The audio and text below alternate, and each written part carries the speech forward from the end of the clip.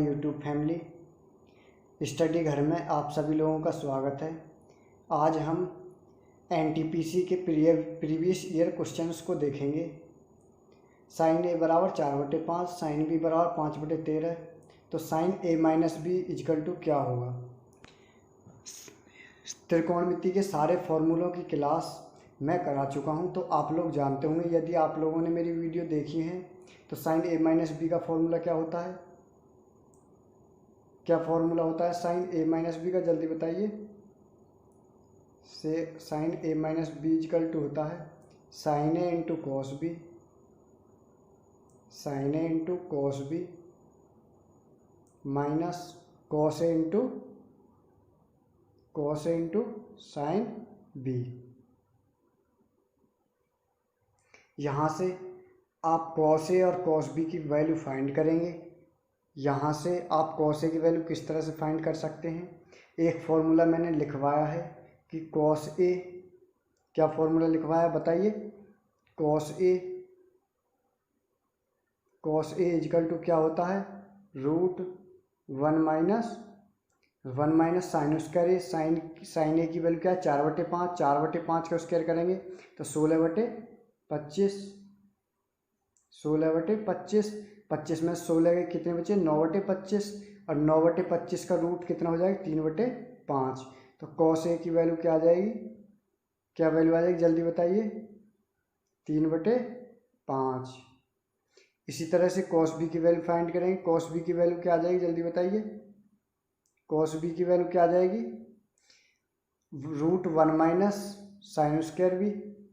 तो 1 minus sine B की value क्या है 5/13, तो उसका स्क्वायर करेंगे कितना हो जाएगा 25/169, 25/169, 169 में से 25 के कितने बचे 144, 144/169, 144/100, ये रूट में हो जाएगा। तो कितना निकल के आ जाएगा, कॉस बी की वैल्यू क्या आ जाएगी जल्दी बताइए। कॉस बी की वैल्यू आ जाएगी 12/13। इनको हम ट्रिपलेट भी बोल सकते हैं। ट्रिपलेट किस तरह से फाइंड करते हैं, यदि आपको 4-5 दिए हों, 4-5 दिए हों तो एक ट्रिपलेट इनसे क्या बनता है 3-4-5, क्या ट्रिपलेट बनता है 3-4-5। यदि 5-13 दिए हों तो इससे क्या ट्रिपलेट बनता है जल्दी बताइए, 12-5-12-13, 5-12-13, ये ट्रिपलेट होते हैं। आपको डायरेक्ट याद करने पड़ते हैं। ये कहाँ से निकल के आते हैं, ये पाइथागोरस प्रमेय से निकल के आते हैं, या इस फॉर्मूले से जैसे मैंने अभी निकाले हैं तो इस तरह से भी निकाल सकते हैं। यदि आप इसको जल्दी सॉल्व करते तो ये ट्रिपलेट का यूज करते, मैं इसी का यूज करता हूँ ट्रिपलेट का, इस तरह से मैं नहीं करता। आपको समझाने की वजह से इस तरह से मैं क्वेश्चन को सॉल्व कर रहा हूँ। तो क्या वैल्यू हो जाएगी, साइन ए की वैल्यू क्या दे रखी है, साइन ए की वैल्यू दे रखी है 4/5। कॉस बी की वैल्यू क्या निकल कर आई है जल्दी बताइए, 12/13। कॉस ए की वैल्यू, कॉस बी की वैल्यू क्या निकल कर आई 12/13, माइनस कॉस ए की वैल्यू क्या है 3/5, और साइन बी की वैल्यू क्या है 5/13, 5/13।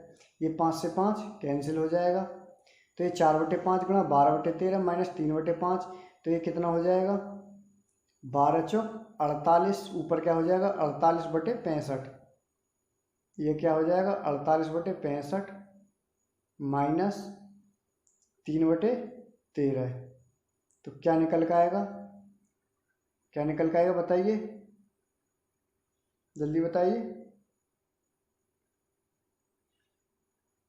एलसीएम कितना आ जाएगा, 13×5 65, एलसीएम 65 आ जाएगा, कितना आ जाएगा 65, 65 इसका एलसीएम आ जाएगा। तो ऊपर क्या आ जाएगा 48 माइनस 15, 3×5=15, तो क्या निकल के आएगा 33/65, क्या निकल के आएगा 33/65। तो आंसर क्या हो जाएगा 33/65, ऑप्शन ए। इसको हम एक टाइप से और कर सकते थे पाइथागोरस प्रमेय से लाल बट्टे कक्का साइन की वैल्यू क्या होती है, लाल लंबट्टे कर्ण क्या होता है, लंबट्टे कर्ण। तो वहाँ से हम किसकी वैल्यू फाइंड करते, आधार की। तो वहाँ से भी कर सकते हैं, इससे भी कर सकते हैं। लेकिन आप लोगों को, यदि आप मेरे साथ जुड़ रहे हैं और आप मेरे साथ कंटिन्यू पढ़ना चाहते हैं, तो आप इस ट्रिपलेट को याद कर लीजिए। इससे आप आगे जो भी क्वेश्चन होगा उसको सॉल्व करेंगे। यदि कहीं पर हमें 5 3 मिलता है तो 4 अपनी तरफ से लिख लेंगे। कर्ण हमेशा बड़ा होता है तो 5 होगा, कर्ण हमेशा इसमें क्या होगा, 13 होगा, कर्ण हमेशा बड़ा होता है। तो इसको याद रखेंगे। ट्रिपलेट 3 4 5, 5 12 13, इनको याद कर लेंगे। नेक्स्ट क्वेश्चन, कोट एक्स बराबर 5/12, 1 + tan² x - sec² x की वैल्यू क्या होगी। जैसे कि मैंने अभी बताया था, ट्रिपलेट क्या होता है, 5 12 13। ट्रिपलेट क्या होता है, 5 12 13। तो कर्ण क्या हो जाएगा यहाँ पर, 13। क्या हो जाएगा, कर्ण 13 कर्ण हो जाएगा। और कोट एक्स क्या होता है बताइए, लाल बटे कक्का, तो लंब बटे आधार, तो आधार बटे क्या हो जाएगा, लंब, आधार बटे लंब। ये क्या हो जाएगा, आधार, ये हो जाएगा लंब। और कर्ण मैंने जैसा अभी बताया था, ये डायरेक्ट क्या हो जाएगा, कर्ण।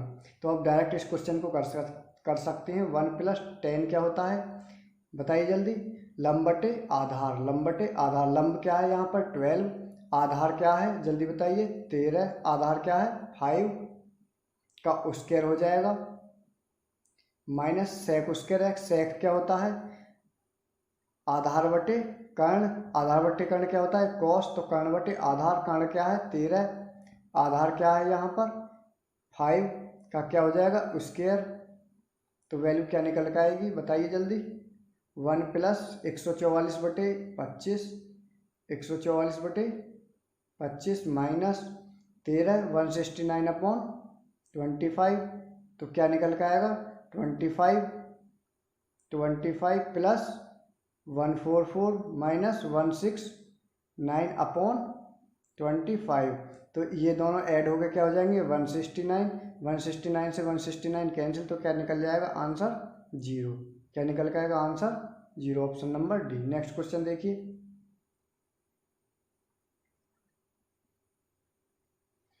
दो संख्याओं का अनुपात 2:3 है, में से HCF 3 है, तो LCM क्या होगा। पहले तो आप देखिए, में से को हम इंग्लिश में बोलते हैं HCF। क्या बोलते हैं HCF। तो इसका मतलब होता है हाईएस्ट कॉमन फैक्टर। क्या मतलब होता है, हाईएस्ट कॉमन फैक्टर, आप लोगों को पता होगा। तो ऐसी अधिक से अधिक वैल्यू, ऐसी कोई अधिक से अधिक वैल्यू जो दोनों संख्याओं को काट सके, ऐसी अधिक से अधिक वैल्यू जो दोनों संख्याओं को काट सके, उसको बोलते हैं highest common factor, highest common factor. तो फॉर्मूला क्या होता है यहाँ पे, आप लोग जानते होंगे, दो संख्याओं का गुणनफल। क्या होता है फॉर्मूला, दो संख्याओं का गुणनफल, जल्दी बताइए क्या होता है, दो संख्याओं का गुणनफल, दो संख्याओं का गुणनफल इंटू LCM इंटू HCF, ये फॉर्मूला होता है। तो दो संख्याओं का गुणनफल क्या दे रखा है यहाँ पर 2 इंटू, यहाँ पर अनुपात की जगह हम x मान लेंगे, 2x इंटू 3x। HCF 3 दे रखा है, निकालना क्या है हमें यहाँ पर LCM। तो LCM क्या निकल के आएगा जल्दी बताइए, LCM क्या निकल के आएगा। जो ये होता ना 3 होता है, 3 क्या होता है हाईएस्ट कॉमन फैक्टर। तो मान ली ये संख्या कोई भी थी, ये संख्या कोई भी थी, इन दोनों संख्याओं की अधिक से अधिक वैल्यू जो इन दोनों संख्याओं को डिवाइड कर सके, ये होता है हाईएस्ट कॉमन फैक्टर। तो ये पहली संख्या क्या हो जाएगी, 2 की मल्टीप्लाई क्या किस में कर देंगे 3 में। x की वैल्यू क्या हो जाएगी यहाँ पर 3, x क्या है यहाँ पर कॉमन, दोनों तरफ क्या है कॉमन है x। तो जहाँ पर हाईएस्ट कॉमन फैक्टर क्या होता है, हाईएस्ट कॉमन फैक्टर क्या होता है बताइए। तो x क्या हो जाएगा यहाँ पर हाईएस्ट कॉमन फैक्टर, जिसकी वैल्यू क्या दे रखी है 3। तो क्या वैल्यू निकल के आएंगी, 2 तिया 6 और 3 तिया 9। तो संख्या क्या निकल के आई 6 और 9। यदि हम इसमें 3 का भाग दे देंगे, हाईएस्ट कॉमन फैक्टर का भाग दे देंगे, 3 दूनी 6 और 9 दूनी 18, क्या वैल्यू निकल के आएगी 9 दूनी 18। एलसीएम क्या निकल के आएगा आपका 9 दूनी 18। नेक्स्ट क्वेश्चन देखिए, एक वर्ग के विकर्ण की लंबाई 24 सेंटीमीटर है, वर्ग की भुजा सेंटीमीटर में ज्ञात करनी है। यदि आप लोगों ने मेरी मेंसुरेशन की वीडियो नहीं देखी तो आप लोग पहले मेंसुरेशन की वीडियो जाकर देखिए, आप लोगों को ज़्यादा से ज़्यादा 1 से 2 सेकंड में ये सभी क्वेश्चन सॉल्व हो जाएंगे यदि आप मेरी वीडियोज को देखेंगे। तो वर्ग का विकर्ण क्या होता है, √2a, √2a इजकल टू क्या हो जाएगा 24। ये √2a निकल के कहाँ से आता है, तो आप पहले मेंसुरेशन के पार्ट स्क्वायर की वीडियो देखिए। तो a की वैल्यू क्या हो जाएगी यहाँ से, इजकल टू हो जाएगा 2√12 अपॉन √2। 24 को 2 गुणा 12 लिख सकते हैं, तो √2 को क्या लिख सकते हैं हम, 2 को क्या लिख सकते हैं √2 इंटू √2। तो √2 इंटू √2, एक √2 से एक रूट कट जाए तो क्या बचेगा 12√2। तो आंसर क्या हो जाएगा 12√2। नेक्स्ट क्वेश्चन देखिए, आप लोगों को मैं अभी स्टार्टिंग की वीडियो है तो एक एक पॉइंट आप लोगों को समझा रहा हूँ, बाद में मैं ये क्वेश्चंस 1 से 2 सेकंड में आप किस तरह से सॉल्व करेंगे वो मैं आप लोगों के लिए स्पीड दिखाऊंगा। अभी फ़िलहाल में आप लोग जैसे मैं पढ़ा रहा हूँ उसी तरह से पढ़ते रहिए। नेक्स्ट क्वेश्चन देखिए, इन सभी संख्याओं का माध्य ज्ञात करना है। माध्य के लिए आप जानते होंगे एवरेज किस टाइप से निकालते हैं, सभी संख्याओं का योग अपॉन टोटल संख्या। तो 12 प्लस 1 12, ये 1 ये 13 और 10 23 और 1 24 और 9 24 9 33, 33 3 36 36 और 4 40 और 9 40 9 49 56 56 और 9 कितना हो जाएगा बताइए, 56 9 हो जाएगा 65। और ये संख्याएँ कितनी हैं, इनका योग तो 65 आ गया। संख्याएँ कितनी है 1 2 3 4 5 6 7 8 9 10। 10 का हम क्या कर देंगे भाग, तो आंसर क्या आ जाएगा 6.5, क्योंकि एवरेज क्या होता है, एवरेज होता है टोटल संख्याओं का योग अपॉन टोटल संख्या। नेक्स्ट क्वेश्चन देखिए, दी गई संख्याओं में किसका आरोही क्रम सही है। आरोही क्रम क्या होता है, आरोही क्रम क्या होता है बताइए, आरोही क्रम क्या होता है। आरोही क्रम होता है छोटी संख्या से बड़ी संख्या की ओर जाएंगे हम, जैसे 1 2 3 4 इसी तरह से छोटी संख्या से हम बड़ी संख्या की तरफ जाते हैं। तो इसमें छोटी संख्या किस तरह से फाइंड करेंगे, आपस में इनकी कैंची गुणा करेंगे। 50 25 36 18, जो पहली वाली जो संख्या बड़ी होगी वो बड़ी होगी, जो संख्या छोटी है वो छोटी होगी। 50 25 तो 25 और 36 18, ऊपर ये 25 आ गया और इधर 18 आ गया, तो 25 बड़ा है, तो इस तरह से 6/5 पहले बड़ी हो जाएगी। अब इन दोनों में चेक करेंगे, 7 पंजे 35 और 9 तिया 27, तो कौन सी संख्या बड़ी हो जाएगी 7/9 बड़ी हो जाएगी। क्या बड़ी हो जाएगी 7/9। और इन दोनों में देखेंगे, इन दोनों में पहले तो ये यहीं से ऑप्शन कैंसिल हो जाएगा, क्योंकि पहले 7/9 आना चाहिए था, क्या आना चाहिए था 7/9।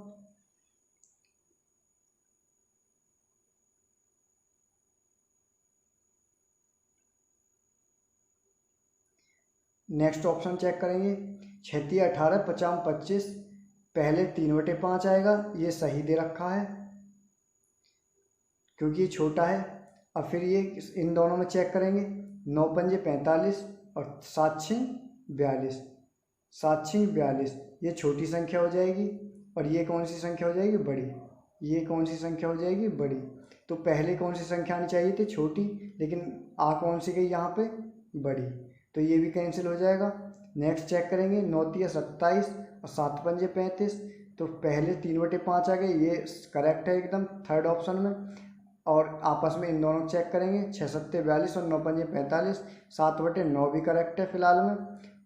और सबसे बड़ी संख्या 36 18 50 25, तो क्या हो जाएगी 5/6, तो ऑप्शन कौन सा हो जाएगा, ऑप्शन सी इसमें क्या हो जाएगा राइट। इसको हम एक टाइप से और कर सकते हैं, इसमें 5 का भाग देंगे 30 में 0.6 आ जाएगा, कितना 0.6 आ जाएगा। और 70 में देंगे भाग तो कितना आ जाएगा 9 छिक्का 54, 9 सत्ते 63 और 9 सत्ते 63, 0.77 आ जाएगा ये। और ये कितना आ जाएगा, 8 छिंग 48,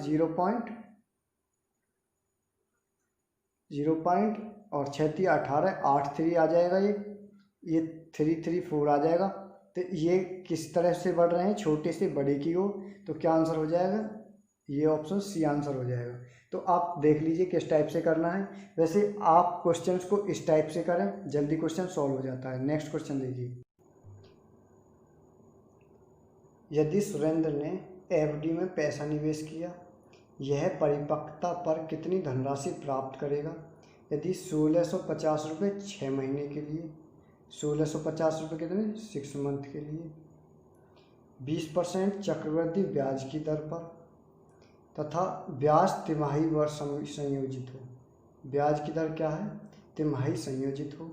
यदि तिमाही संयोजित होती है या अर्धवार्षिक होती है, अर्धवार्षिक के लिए क्या करते हैं, 12 में 6 से भाग देते हैं। तिमाही है तो 12 में कितने से भाग देंगे, 3 से। तो क्या निकल के आएगा, 4। क्या निकल के आएगा, 4। तो हम अब नेक्स्ट प्रोसेस क्या करते हैं, जो दर होती है, जो परसेंट होती है, जो प्रतिशतता होती है, उसमें हम 4 से डिवाइड कर देते हैं। जो इसका टाइम होता है, उस टाइम में हम 4 की मल्टीप्लाई कर देते हैं। तो दर क्या हो जाएगी, 20/4। तो क्या निकल गई, 5%। और टाइम की बात करें तो टाइम क्या निकल के आएगा, टाइम 6 मंथ दे रखा है। 6 मंथ में यदि हम 4 की मल्टीप्लाई करेंगे तो कितने आएंगे, 24 मंथ। और 24 मंथ में हम कितने साल बन जाएंगे, 12 का भाग दे देंगे तो 2 ईयर। कितने साल निकल के आएंगे, 2 साल। तो 5% और 2 साल के लिए कितना, 5% की दर पर 2 साल के लिए 606 कितना 16,500 रुपये का 5% की 2 साल के हिसाब से चक्रवृद्धि ब्याज। अब सॉल्व कर देंगे हम इस क्वेश्चन को किस तरह सॉल्व करेंगे। 5% है चक्रवृद्धि ब्याज, यदि 2 वर्ष के लिए दे रखा हो तो इस फॉर्मूला का यूज करें टाइम बचाने के लिए, x + x into x square या x बोल सकते हैं अपॉन 100। तो क्या निकल के आएगा यहाँ, 5%, 5 50 25/100, 25 चौका 100। तो कितना निकल के आएगा, 10.25। 10.25 किस तरह से निकल के आएगा, 5 + 5 + 25 अपॉन 100। इसको सॉल्व करेंगे तो क्या निकल के आएगा, 10.25। ठीक। अब हमें 16,500 पर 10.25% निकालना है, ब्याज है। तो हम इसको क्या कर देंगे, 100 में इसको ऐड कर देंगे कि ये क्या हो जाएगा, 110.25। 110.25 यदि हम 16,500 का 110.25 निकालते हैं तो क्या आएगा, बताइए। जब हम 25 की गुणा किसी में भी करते हैं, 25 की 5 में करेंगे तो क्या निकल जाएगा, 625। लास्ट में क्या आएगा, 5। लास्ट में क्या आएगा, 5 और 2। लास्ट में क्या आएगा, 25। तो 25 किस ऑप्शन में है, 25 इसी ऑप्शन में दे रखा है। यदि अलग अलग सेम ऑप्शन होती लास्ट में 25 तो इसको आगे सॉल्व करती। अब ये डायरेक्ट आंसर क्या हो जाएगा, 18 19 1.25। नेक्स्ट क्वेश्चन देखिए, इसको करने के तरीके और भी हैं, लेकिन आप इस तरीके से सीखिए। यदि 2 वर्ष के लिए आता है तो आप इस तरह से बहुत आसानी से सॉल्व कर सकते हैं। यदि और तरीका बताऊं मैं तो 16,500 का क्या कर सकते थे हम, 5% का मतलब क्या होता है, 5% का मतलब होता है 20/1/20। तो एक ब्याज हो जाएगी, क्या हो जाएगी, 21/20। तो इसको हम 2 वर्ष के लिए करेंगे तो क्या कर सकते थे, 21/20 इंटू 21/20। इस तरीके से भी इसको सॉल्व करेंगे तो आंसर हमारा क्या आएगा, 18 19 1.25। और भी तरीके हैं पर सबसे आसान और इजी तरीका और जल्दी करने वाला तरीका यही है। आप इस तरीके से सॉल्व कीजिए, क्योंकि जब आप इसको सॉल्व करेंगे तो आप इस तरीके से सॉल्व करने के बाद भी आप इसी ही कैलकुलेशन आपको फिर भी यही करनी पड़ेगी। तो आप इससे डायरेक्ट इसी कैलकुलेशन से करें तो अच्छा रहेगा। नेक्स्ट क्वेश्चन देखिए, श्री नीक्षी 5% की वार्षिक चक्रवृद्धि ब्याज की दर पर 2,000 रुपये उधार लेता है। 2 वर्ष के लिए चक्रवृद्धि ब्याज क्या होगा, जबकि ब्याज कैसा वार्षिक संयोजित है। किस तरह से संयोजित है, वार्षिक। आप चक्रवृद्धि ब्याज के क्वेश्चंस में ये ब्याज वार्षिक संयोजित है या अर्धवार्षिक है या तिमाही है, इस बात पे आप ध्यान रखेंगे। तो 2000 का 5% के हिसाब से मैंने अभी बताया था, 2000 का 5% के हिसाब से क्या निकल के आता है, 110.25, 10.25 वहाँ से निकल के आता है। 100 में हम उसको ऐड कर देते हैं लाभ को, तो 110.25% निकालेंगे तो क्या आ जाएगा ऑप्शन, देखिए 2 जीरो से 2 जीरो कैंसिल, 20 पंजे 100 और 20 दूनी 40, 40 और 10 50 की जीरो, हासिल 5, तो यहाँ पे क्या हो जाएगा 5, और आगे और सॉल्व करेंगे 20 एकम 20, 20 की जीरो, 0.5 है इस ऑप्शन में भी है इसमें भी है, थोड़ा आगे और सॉल्व करेंगे तो 20 एकम 20, 20 एकम 20 की जीरो, हासिल 2, 20 एकम 20 और 2 22, 20 और 2 22, तो क्या निकल के आएगा 2205, 2205, तो ये ऑप्शन कौन सा हो जाएगा, सी। आप इसको इस तरह से भी कर सकते हैं, 2000 का 5% के हिसाब से 21/20 इंटू 21/20। नेक्स्ट क्वेश्चन देखिए, नेक्स्ट क्वेश्चन क्या है, नीलकांत के काम करने की क्षमता रितेश मछुआरे से 2 गुनी है। क्या है, एफिशिएंसी कितनी है, 2 गुनी। वे एक साथ एक काम को 15 दिन में समाप्त करते हैं, तो रितेश उसी काम को अकेला कितने दिन में पूरा करेगा। नीलकांत को मैं एन लिख रहा हूँ, एन अपॉन रितेश मछुआरे को मैं आर से डिनोट कर रहा हूँ। तो इनकी क्षमता क्या है, 2 गुनी। नीलकांत के काम करने की क्षमता रितेश मछुआरे से 2 गुनी है। किसकी 2 गुनी है, नीलकांत की क्षमता कितनी है, 2 गुनी है। किससे, किससे, रितेश मछुआरे से। तो रितेश मछुआरे की यदि 1 होगी तो नीलकांत की कितनी होगी, इसकी डबल होगी, 2 होगी। यदि हम हमेशा टोटल वर्क कैसे निकालते हैं, टोटल वर्क का क्या फॉर्मूला होता है बताइए, टोटल वर्क किस तरह से निकालते हैं, हम इफ़िशियंसी गुणा क्या करते हैं, इफ़िशियंसी इंटू डे। यदि हमें टोटल वर्क निकालने हैं तो हम करते हैं इफ़िशियंसी इंटू डे। तो हमें दोनों के इफ़िशियंसी कितनी है, टोटल 3, और दोनों कितने दिन में काम पूरा करते हैं, 15 दिन में। तो 15 की क्या हो जाएगी, मल्टीप्लाई, तो टोटल कितने दिन में ख़त्म हो, टोटल वर्क क्या हो जाएगा, 45, क्या हो जाएगा 45। अब ये क्वेश्चन क्या बोल रहा है कि रितेश अकेला उस काम को कितने दिन में करेगा, रितेश की इफिशियंसी क्या है, 1। नीचे क्या रखते हैं हम, इफिशियंसी, तो आंसर क्या आ जाएगा 45 दिन, 45 डेज। तो रितेश कितने दिन में काम को पूरा कर देगा, 45 डेज में। नेक्स्ट क्वेश्चन देखिए, एक डाटा सेट का गुणांक 64 है तो उसका मानक विचलन का फॉर्मूला क्या होता है, एसडी। इसका मानक विचलन क्या होता है बताइए, आप लोगों को शायद ही पता होगा। इसके मानक विचलन का फॉर्मूला होता है, इसको नोट डाउन कर लेना,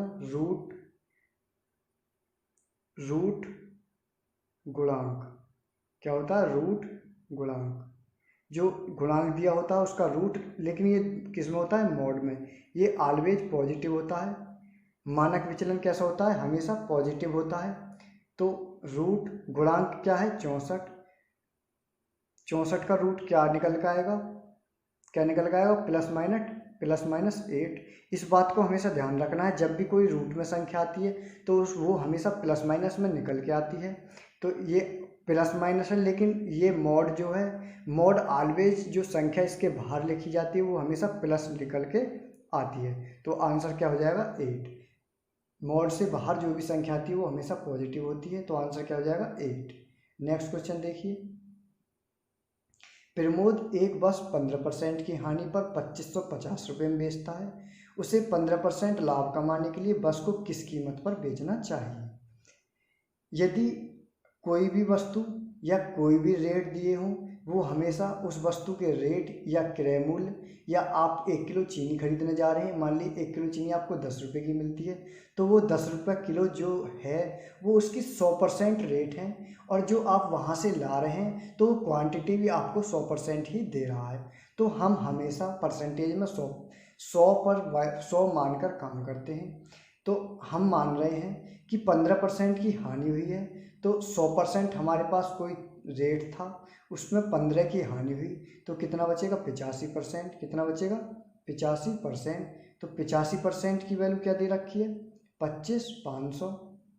कितनी दे रखी है 25,500। तो हमसे पूछ क्या रहा है 15% का लाभ लेने के लिए। बीच की वैल्यू क्या होती है 100 मानते हैं, तो उस पर 100 पर हम 15% का लाभ लेंगे तो क्या हो जाएगा 115। क्या हो जाएगा 115। तो हम क्या निकाल देंगे 115%। तो 115% की वैल्यू क्या हो जाएगी, आप इसकी कैंची गुणा कर लीजिए और इसको सॉल्व कर लीजिए। तो क्या निकल के आएगा बताइए 2550 इंटू 115 अपॉन 85। ये कितने बार कट जाएगा 17 बार 5 से, ये 23 बार। 17 से इसको काटेंगे 17 एकम 17, बचे कितने 8। 17 पंजे 85, कितना निकल गया 150। 150 में 23 की मल्टीप्लाई कर देंगे, 150 में 23 की क्या करेंगे मल्टीप्लाई, तो कितना निकल के आएगा 23 पंजे 115, कितना 11। 23 एकम 23 और 11 कितना हो जाएगा 34। तो आंसर आपका क्या आ जाएगा 3450। क्या निकल के आ जाएगा 3450। आपको इस क्वेश्चन को तरीके और भी हो सकते हैं करने के, लेकिन आप इस तरीके से करिए यदि आप कंपटीशन की तैयारी कर रहे हैं, यदि आप एग्जाम में क्वालिफाई होना चाहते हैं, तो आप इस तरह से इस क्वेश्चन को सॉल्व करेंगे। नेक्स्ट क्वेश्चन देखिए। तरीके मैं कई बता सकता हूँ, लेकिन आपको जो बेस्ट तरीका होना चाहिए, जो केवल आपको यही याद रहना चाहिए, इस वजह से मैं और कोई नया तरीका आप लोगों को इसमें नहीं बताऊंगा। एक टैंक में 2 छिद्र हैं। पहला छिद्र टैंक को अकेले 21 मिनट में खाली करता है। कितने मिनट में 21 मिनट में। दूसरा टैंक अकेले उसको कितने मिनट में खाली करता है 7 मिनट में। दोनों का एलसीएम क्या आ जाएगा 21। इसकी एक यूनिट, इसकी यूनिट कितनी हो जाएगी एक दिन की 7 या 21, 21 से 1 आ जाएगा और 7 या 21। 21 का भाग 21 में देंगे तो 1 यूनिट पर डे, और 7 का भाग 21 में देंगे तो 3 यूनिट पर डे। ये पर डे में होती हैं, ये यूनिट होती हैं। अब पूछ रहा है यदि रिसाव एक निश्चित दर से हो रहा है तो दोनों क्षेत्र द्वारा टैंक कितनी देर में खाली हो जाएगा। ये जो होती है, जो एलसीएम आता है, ये इसकी टोटल क्वांटिटी होती है। क्या होती है टोटल क्वांटिटी। अब ये दोनों को एक साथ खोल दिया जाता है तो क्या निकल के आएगा, 5 सही 1/4, 4 पंजे 20 और 1/4। तो कितनी देर में खाली कर हो जाएगा 5 सही 1/4, 4 मिनट में पूरा टैंक खाली हो जाएगा यदि हम दोनों छिद्रों को ओपन कर देंगे। नेक्स्ट क्वेश्चन देखिए। एक दुकानदार फल खरीदने और बेचने में कम तोल का उपयोग करके 24% तक धोखा देता है। यदि आप कंपटीशन की तैयारी कर रहे हैं तो आप लोगों को इस वीडियो को पॉज करना है और अपने आप क्वेश्चन को सॉल्व करने की कोशिश करना है।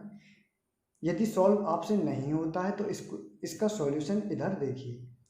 एक दुकानदार फल खरीदते समय और बेचते समय किस चीज़ का प्रयोग कर रहा है कम तोल का। किस चीज़ का उपयोग करता है वो कम तोल का उपयोग करता है। उपयोग करने के बाद उसे कितने % का धोखा देता है 24% का। 24% का वो खरीदते हुए में देता होगा और 24% का ही वो किसमें बेचते हुए में देता होगा। तो हमें कुल लाभ बताना है।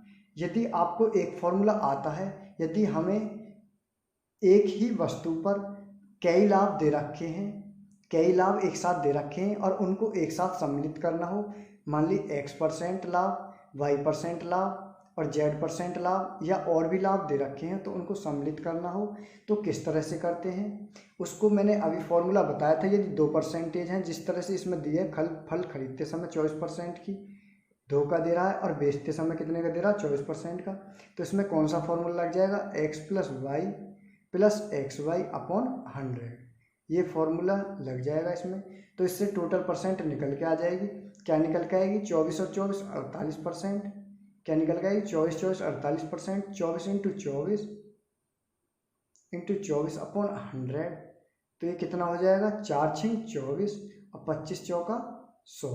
25 चौका 100। ये क्या निकल के आ जाएगा बताइए। इसकी मल्टीप्लाई करेंगे 6 चौक 24 और 6 दूनी 12 और 2 14, 144/25। तो ये क्या निकल के आएगा 48 प्लस 25 चौका 100, 25 पंजे 125, 25 पंजे 125, बचा कितना 25 और 20 45, 19 बचा, तो 19 हो जाएगा 190, 19 हो जाएगा कितना 190, 48 5 53, कितना आ जाएगा 53.190 में हम 25 का भाग देंगे तो 25 8 200 लगभग 7, कितना आएगा 7 बार जाएगा, 25 सत्ते 175, तो बचा कितना 75, 15 बचा, पॉइंट लगा हुआ है 0 बढ़ा लेंगे और 25 छिक्का 150, तो आंसर क्या हो जाएगा 53.76, 53.76। इसको करने के तरीके और भी हो सकते हैं, लेकिन यदि आप कंपटीशन निकालना चाहते हैं तो आप इसी तरह से इन क्वेश्चंस को सॉल्व कीजिए। नेक्स्ट क्वेश्चन देखिए, 13 को बाइनरी में बदलिए। ये क्वेश्चन शायद आपके लिए नया होगा। 13 को बाइनरी में हम किस तरह से बदलते हैं, हम सर्वप्रथम क्या करते हैं, इसको एलसीएम रूप में लिखते हैं। किस रूप में लिखते हैं, एलसीएम रूप में लिखते हैं। सर्वप्रथम इसमें हम 2 का भाग देंगे। सबसे पहले हम इसमें 2 का भाग देंगे, कितनी बार डिवाइड होगा 2 छिक्का 12, 6 बार जाएगा। तो जो रिमाइंडर बचेगा, जो शेष बचेगा, उसको हम यहाँ पर लिखते हैं। कितना बचा 1, तो 1 को हम यहाँ पर लिख देंगे।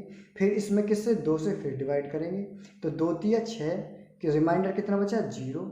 अब फिर इसको 2 से डिवाइड करेंगे, 2 एकम 2, तो रिमाइंडर कितना बचा, 1 बार यहाँ पर भाग गया और रिमाइंडर कितना बचता है यहाँ पर 1, कितना बचता है 1। जो ये लास्ट में रिमाइंडर बचता है, ये वाला रिमाइंडर यहाँ पे आ जाता है और हमेशा हम इसको नीचे से ऊपर की ओर काउंट करते हैं, तो क्या हो जाएगा 1101। ये ऑप्शन किस में दे रखा है, सी में, तो आपका आंसर क्या हो जाएगा ऑप्शन सी। यदि आप लोगों की समझ में नहीं आ रहा है तो आप वीडियो को दोबारा देखिए, आप लोगों की आसानी से समझ में आ जाएगा। नेक्स्ट क्वेश्चन, इस क्वेश्चन को हम करा चुके हैं। उस संख्या का मान ज्ञात करें जिसको उसी संख्या के साथ 13 बार जोड़ने पर 98 प्राप्त होता है। इस क्वेश्चन को हम किस तरह से सॉल्व कर सकते हैं, देखिए, उस संख्या का मान ज्ञात करें जिसको हम उसी संख्या के साथ 13 बार जोड़ने पर, यदि हमारे पास एक संख्या है 111, इसको हम कितनी बार, मैंने माना इसको हम n टाइम जोड़ते हैं, तो ये कितना निकल के आएगा, n की इसमें 1 में हम मल्टीप्लाई कर देंगे तो ये इसका क्या निकल के आएगा, ये इसका योग निकल के आएगा। जैसे माना 2 2 2 को हम 3 बार लिखते हैं तो इसका ये कितना हो जाएगा 6। यदि हम 2 में डायरेक्ट, ये कितनी संख्या है 3 का अगर मल्टीप्लाई कर देंगे तो डायरेक्ट क्या निकल के आएगा 6। तो ये मल्टीप्लाई करने पर संख्या में टोटल नंबर का ये हमेशा उसका योग निकल के आता है। तो हम इसको किस तरह से सॉल्व करेंगे, ये देखिए किस तरह से इसको हम सॉल्व कर सकते हैं। इसमें दे रखा है उसी संख्या, माना कोई संख्या x है, x को 13 बार जोड़ा गया है, तो 13 बार जोड़ने पर उसका योग कितना होगा 13x इजकल टू क्या निकल के आएगा 98, जो कि 98 दे रखा है। तो x की वैल्यू क्या हो जाएगी 98 अपॉन कितनी हो जाएगी 98 अपॉन 13, 13 इधर चले जाएगा तो क्या हो जाएगा 98 अपॉन 13 और 13 सत्ते 98, तो x की वैल्यू क्या हो जाएगी 7। तो वह कौन सी संख्या होगी, 7 वो संख्या होगी जिसको 13 बार जोड़ने पर 98 प्राप्त होगा। नेक्स्ट क्वेश्चन देखिए, कि माध्यिका ज्ञात कीजिए। ये नंबर्स दे रखे हैं, इन नंबर्स की माध्यिका ज्ञात करनी है। माध्यिका ज्ञात करने के लिए आप पहले 2 फॉर्मूले हैं उनको सीखिए। यदि आप लोगों को ये नंबर, टोटल नंबर को हम काउंट करते हैं, सबसे पहले क्या करते हैं, इनको हम आरोही क्रम में लगाते हैं। किस क्रम में लगाते हैं, आरोही क्रम। आरोही क्रम क्या होता है मैं पहले ही बता चुका हूँ, छोटे से बड़े की ओर 3 3 4 4 4 5 5 6 इसमें है नहीं, 7 7 के बाद 8 इसमें है नहीं, 9 भी नहीं है, 10। तो टोटल नंबर कितने हो गए 3 3 6 3 9, ये कितने हैं 3 3 6 3 9, ये 10 नंबर है। आप देखिए कहाँ पर कोई नंबर छूट गया हमसे, 3 3 3 3 4 3 बार है 3 बार है, 5 2 बार है 2 बार है, हाँ हमसे 6 नंबर छूट गया है। क्या 6 नंबर भी इसमें एक बीच में होगा, यहाँ पे क्या होगा 6 और 7, 6 और 7, ये वाला ये रहा 6। तो अब ये 10 नंबर हो गए, हम इसको आरोही क्रम में लगा चुके हैं। सबसे पहले किस क्रम में लगाते हैं माध्यिका ज्ञात करने के लिए? आरोही क्रम में। उसके बाद क्या करते हैं हम? उसके बाद में यदि इन संख्याओं को हम काउंट करते हैं, यदि ये संख्या सम आती हैं, यदि ये संख्या क्या आती है? सम। ये कितनी है? 10 है। तो 10 क्या होता है? सम। 10 सम होता है। तो इसके लिए हम कौन सा फॉर्मूला यूज करते हैं? n/2वां पद, n/2वां पद प्लस n/2 प्लस 1वां पद, वह पद अपॉन टू। माध्यिका के लिए फॉर्मूला होता है यदि n विषम है, n क्या है? विषम है। यदि n विषम है, यदि ये संख्या 10 ना होकर ये 9 होती या 7 होती तो क्या करते? n प्लस 1/2वां पद, ये आपका आंसर होता। ये आपका क्या होता? आंसर। n/2वां पद आपका आंसर हो जाता। तो इसको किस तरह से? n/2वां पद, तो n की वैल्यू क्या है? 10, 10/2 पाँचवां पद। पाँचवां पद क्या है? 1 2 3 4 5। पाँचवां पद क्या दे रखा है? 4। पाँचवां पद क्या है? 4। इसको मैं डायरेक्ट करता हूँ। पाँचवां पद क्या दे रखा है? 4 प्लस और n/2 प्लस 1 10/2 5 प्लस 1 6। छठवां पद क्या दे रखा है? पाँचवां पद 4 और छठा पद 5। तो 5 छठा पद है। इन दोनों को ऐड कर देंगे, /2 कर देंगे तो क्या निकल के आएगा? 9/2 4.5। तो आपका आंसर क्या हो जाएगा? 4.5। 4.5। नेक्स्ट क्वेश्चन देखिए, एक बहुभुज के आंतरिक कोणों का योग। अच्छा, आप इस फॉर्मूले को कैसे याद रख सकते हैं उसकी मैं ट्रिक्स ही बता रहा हूँ। आप ध्यान रखिए, त्रिभुज जो होता है, त्रिभुज के तीनों कोणों का योग 180 होता है। आप लोग ये जानते होंगे 180 डिग्री। तो आप त्रिभुज की साइड कितनी होती है? 1 2 3। तो आप क्या करेंगे? n की जगह 3 रखेंगे, n की जगह 3 रखेंगे और हम क्या करेंगे? n की जगह 3 रखने के बाद इसको सॉल्व करेंगे। जो भी 180 देगा वो आंसर हो जाएगा, जो भी 180 डिग्री देगा वो आंसर हो जाएगा। तो 1 × 180 तो क्या आ जाएगा? 180 डिग्री। तो क्या फॉर्मूला? n की जगह क्या रखा हमने? 3। तो क्या फॉर्मूला हो जाएगा? n-2 × 180। ये आप डायरेक्ट भी याद रख सकते हैं या इस तरह, जिस तरह से मैं सिखा रहा हूँ इस तरह से भी याद रख सकते हैं। नेक्स्ट क्वेश्चन देखिए, 2 मिनी बसें 22 किलोमीटर प्रति घंटे की चाल से 10 मिनट के अंतराल पर एक घर से चलती है। माना कोई बस है जो 12 बजे, फर्स्ट टाइम पर 12 बजे निकलती है, वो अपने गंतव्य स्थान पर 12:10 पर पहुंचेगी। तो दूसरी मिनट हर 10 मिनट के अंतराल पर, इसका मतलब हर 10 मिनट के बाद बस निकल रही है, तो दूसरी बस 12:10 पर निकल चुकी होगी जो 12:20 पर अपने गंतव्य स्थान पर पहुंचेगी। आप आगे देखिए इस क्वेश्चन को किस तरह सॉल्व करते हैं, ये आप लोगों की समझ में आ चुका होगा। तो देखिए, 10 मिनट के अंतराल पर एक घर से चलती हैं, घर की विपरीत दिशा से आ रहा एक व्यक्ति, यदि बस इस तरफ जा रही है तो व्यक्ति किस तरफ आ रहा होगा? इस तरफ आ रहा है एक व्यक्ति। कितनी अधिक चाल से चलना पड़ेगा ताकि 6 मिनट के अंतराल पर बसें मिल जाएं। सबसे पहले क्या करते हैं? मिनट को हम इनको घंटे में काउंट करेंगे, क्योंकि जो आदमी की चाल पूछ रहा है वो किलोमीटर पर घंटे में पूछ रहा है। तो 10 मिनट को यदि हम घंटे में काउंट करेंगे तो क्या हो जाएगा? 10/60। तो क्या निकल के आएगा? 1/6। यदि हम 6 को कन्वर्ट करेंगे 6/60 तो क्या निकल के आएगा? 1/10। अब देखिए, 22 किलोमीटर पर घंटे की चाल से हम मानते हैं कि जो व्यक्ति है, व्यक्ति की चाल क्या है? व्यक्ति x किलोमीटर पर हावर से वो किस तरफ आ रहा है? उन बसों की तरफ, x किलोमीटर पर हावर से उन बसों की तरफ आ रहा है।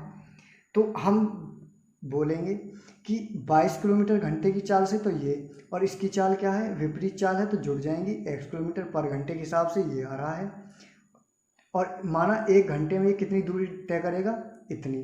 क्योंकि हम घंटे में यदि स्पीड की गुणा करते हैं तो हमें डिस्टेंस निकल के आती है। क्या निकल के आती है? डिस्टेंस। अब यदि हम इसको सॉल्व करें, कहाँ से? इस तरह से सॉल्व करें, बराबर में क्या रखी जाएगी? बराबर में डिस्टेंस ही रखी जाएगी। तो 22 में क्या समय का हम क्या कर देंगे? गुणा कर देंगे। पहला समय क्या है? 10 मिनट के अंतराल पर निकल रही हैं तो क्या निकलेंगी? 1/10। यहाँ पर देखिए, इसको करते हैं अभी 1 सेकेंड में इसको करते हैं सॉल्व।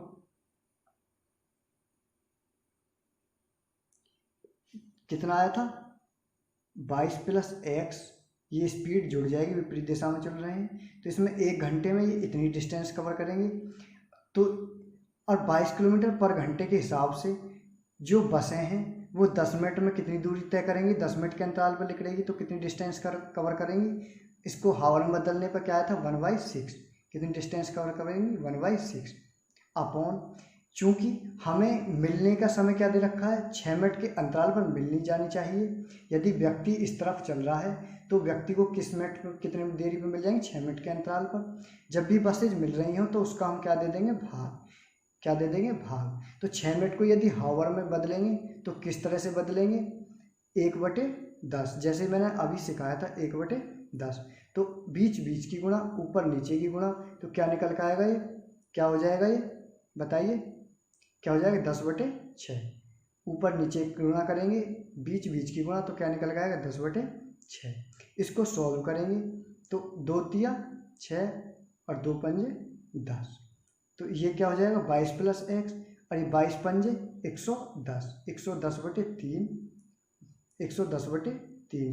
यहाँ पर क्या हो जाएगा x की वैल्यू क्या निकल के आ जाएगी, x की वैल्यू क्या निकल के आ जाएगी बताइए 110 - 22, जो यहाँ पर 22 ऐड था वो 22 इधर घट जाएगा, तो x की वैल्यू क्या निकल के आ जाएगी 22 तिया 66, 110 में से 66 गए तो कितने बचे 34 और 10 44/3, 44/3, तो कितना आ जाएगा 3 एकम 3 और 3 चौक 12, 2/3, 2/3 किलोमीटर पर आवर।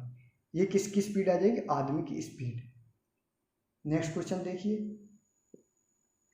एक वस्तु के विक्रय मूल्य में 8% और 16% के लाभ पर 3 रुपये का अंतर है, तो दोनों के विक्रय मूल्यों का अनुपात क्या होगा। तो आप लोग जानते हैं, जैसे मैंने बताया था परसेंटेज हमेशा 100 पर डिपेंड करती है।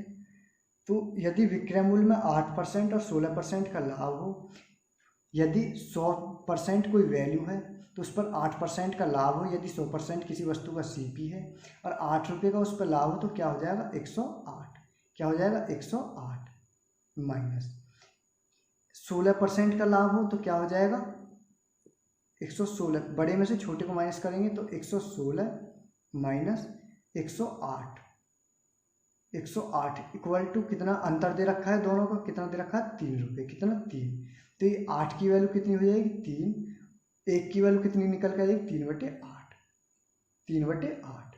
हमसे पूछ क्या रहा है दोनों विक्रय मूल्यों का अनुपात, क्या निकालना है हमें दोनों विक्रय मूल्यों का अनुपात। तो विक्रय मूल्य क्या है, एक 108 है, दूसरा क्या है 116, तो 108 में किसकी डिवाइड करेंगे 3/8 का, उसी तरह से अनुपात 116 में किसका डिवाइड करेंगे 3/8 का, 3/8 से 3/8 कैंसिल हो जाएंगे।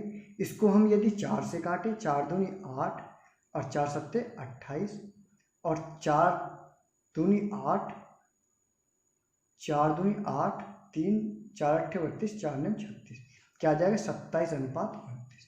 ऑप्शन क्या हो जाएगा 27:29, option number A. Thank you for watching my video, like and subscribe and share. यदि वीडियो आप लास्ट तक देखते हैं तो मैं 100% कह सकता हूँ कि आप लोगों के समझ में आसानी से आ जाएगा।